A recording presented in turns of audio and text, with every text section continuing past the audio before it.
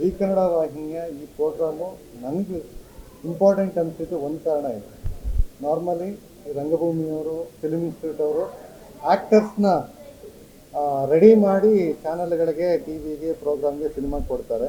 But ಒಂದು channel, ಒಂದು ವಾಹಿನಿ ಈ ಥರ ಆ್ಯಕ್ಟರ್ಸ್ನ ರೆಡಿ ಮಾಡಿ ಸಿನಿಮಾ ಇಂಡಸ್ಟ್ರಿ ಕೊಡ್ತಾ ಇರೋದು ನನ್ನ ಪ್ರಕಾರ ದಿ ಬೆಸ್ಟ್ ಒಂದು ಇನಿಷಿಯೇಟಿವ್ ಅಂತ ಅಂತೀನಿ. ಯಾಕೆಂತಂದರೆ ಈ ಸಿನಿಮಾ ಮಾಡೋದಕ್ಕೆ ತುಂಬ ಜನ ಆ್ಯಕ್ಟ್ರಸ್ಸು ಬರ್ತಾರೆ, ಅವರು ಆ್ಯಕ್ಟಿಂಗ್ ಕಲ್ತು ಬಂದಿರ್ತಾರೆ. ಬಟ್ ಸಿನಿಮಾದ ಒಂದು ಅದರ್ ಆಸ್ಪೆಕ್ಟ್ಸ್ ಇರುತ್ತೆ, ಒಂದು ಟೆಕ್ನಿಕಲ್ ಆಗ್ಬೋದು, ಲೈಕ್ ಪ್ರೊಡಕ್ಷನ್ ಹೇಗೆ ವರ್ಕ್ ಆಗುತ್ತೆ, ಶೂಟಿಂಗ್ ತಯಾರಿ ಹೆಂಗಿರುತ್ತೆ, ಸಿನಿಮಾ ತಯಾರಿ ಹೇಗಿರುತ್ತೆ, ಸ್ಪಾಟಲ್ಲಿ ಹೇಗಿರುತ್ತೆ, ಅಲ್ಲಿ ಪ್ರಾಬ್ಲಮ್ಸ್ ಏನಿರುತ್ತೆ, ಇವನ್ನೆಲ್ಲನೂ ಅರ್ಥ ಮಾಡಿಕೊಂಡು ಇದನ್ನು ಆ್ಯಕ್ಟಿಂಗ್ ಮಾಡೋದಕ್ಕೆ ಕಂಪ್ಲೀಟಾಗಿ ಪ್ರಿಪೇರ್ ಆಗಿರಲ್ಲ. ನಾರ್ಮಲಿ ಫಿಲ್ಮ್ ಸ್ಕೂಲಿಂದ ಬರೋರು ಅಲ್ಲೇನೋ ಒಂದು ಸಣ್ಣ ಗ್ರೂಪಲ್ಲಿ ಮಾಡಿರ್ತಾರೆ. ಬಟ್ ಈ ಥರ ಬಂದಾಗ ನನಗಿದು ಮಹಾನಟಿ ಪ್ರೋಗ್ರಾಮ್ ಸ್ಪೆಷಲ್ ಅನ್ನಿಸ್ತಾರೆ. ಈ ಕಾರಣಕ್ಕೆ ಅವರು ಕಂಪ್ಲೀಟಾಗಿ ರೆಡಿ ಮಾಡ್ತಾ ಇದ್ದಾರೆ. ಈಗ ಕೊರಿಯೋಗ್ರಾಫಿ ಮಾಡ್ತಿದ್ದಾರೆ, ಆ್ಯಕ್ಷನ್ ಸೀಕ್ವೆನ್ಸ್ ಮಾಡ್ತಿದ್ದಾರೆ, ಜೊತೆಗೆ ಸಣ್ಣ ಸಣ್ಣ ಸ್ಟೋರಿಗಳು ಮಾಡ್ತಿದ್ದಾರೆ. ಅದ್ರ ಜೊತೆಗೆ ಈಗ ಗ್ರ್ಯಾಂಡ್ ಫಿನಾಲೆಗೆ ಡೈರೆಕ್ಟರ್ಸ್ ಕೈಯಲ್ಲಿ, ಅಂದರೆ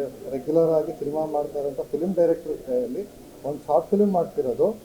ಅವ್ರಿಗೆ ಒಂದು ಇಂಡಸ್ಟ್ರಿ ಬರೋವಾಗ ಯಾವ ಥರ ಪ್ರಿಪೇರ್ ಆಗಬೇಕು, ಅದು ಬರೀ ಥಿಯರಿ ಅಲ್ದಿರ ಮೇಜರಾಗಿ ಪ್ರಾಕ್ಟಿಕಲ್ಲಾಗಿ ಅವ್ರಿಗೆ ಒಂದು ಎಕ್ಸ್ಪೀರಿಯೆನ್ಸ್ ಕೊಟ್ಬಿಟ್ಟು ಅವ್ರನ್ನ ರೆಡಿ ಮಾಡಿ ಕಳಿಸ್ತಾ ಇರೋದು ತುಂಬ ಇಂಪಾರ್ಟೆಂಟ್ ಅನಿಸುತ್ತೆ. ಅಲ್ಲ, ಶಾರ್ಟ್ ಫಿಲ್ಮ್ಸ್ ನಾನು ಮೊದಲು ಮಾಡಿದ್ದೀನಿ, ಸೊ ಹಂಗಾಗಿ ನನಗೆ ಇದು ಫಸ್ಟ್ ಟೈಮ್ ಏನಲ್ಲ.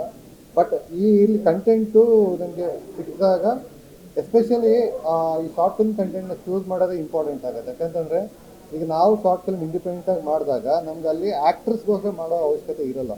ಬಟ್ ಇದು ಯಾರು ಶ್ವೇತಾ ಅನ್ನೋರಿಗೆ ಅವರ ಕ್ಯಾರೆಕ್ಟರ್ ಸುತ್ತಲೇ ಅದನ್ನು ಇಡೀ ಸ್ಟ್ರಕ್ಚರ್ನ ಕಟ್ಟಬೇಕಾಗತ್ತೆ. ಯಾಕಂತಂದರೆ ಅವ್ರಿಗೇನು ಈ ಕಂಪ್ಲೀಟ್ ಈ ಸೀರೀಸಲ್ಲಿ ಪ್ರಾಕ್ಟೀಸ್ ಆಗಿದೆ, ಅವ್ರು ಏನು ಕಲ್ತಿದ್ದಾರೆ, ಅದನ್ನು ಅವರು ಎಕ್ಸ್ಪ್ಲೋರ್ ಮಾಡೋದಕ್ಕೆ ಒಂದು ಸ್ಪೇಸ್ ಕ್ರಿಯೇಟ್ ಮಾಡಬೇಕಾಗತ್ತೆ.